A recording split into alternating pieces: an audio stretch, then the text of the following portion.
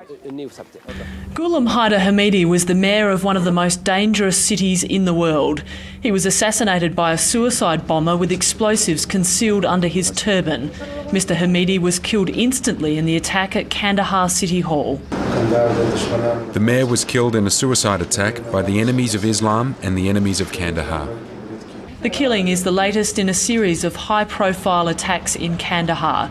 It comes only 2 weeks after President Hamid Karzai's brother Ahmed Wali was shot dead and a suicide attacker with a turban bomb killed a cleric at his memorial service. We condemn in the strongest possible terms the assassination of another senior Afghan government official.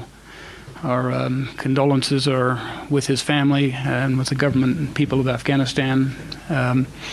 Another indication again of the I think both the challenges that Afghanistan faces, but also the extraordinary resilience of the Afghan government and people. The Taliban have claimed responsibility for the attack and say the bomber volunteered to kill the mayor after a land dispute.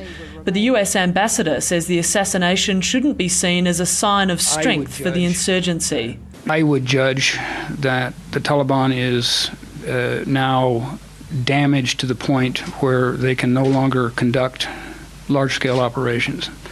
They've had to kind of regroup and figure out what they can do, and in some cases that has been assassination. Again, we saw a very similar pattern in Iraq.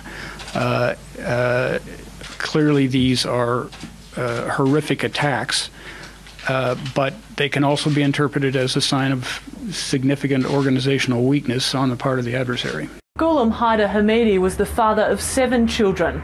Until 2006, he was living peacefully in the United States. He returned to Afghanistan after receiving a call from President Hamid Karzai, urging him to take up the role as mayor of Kandahar.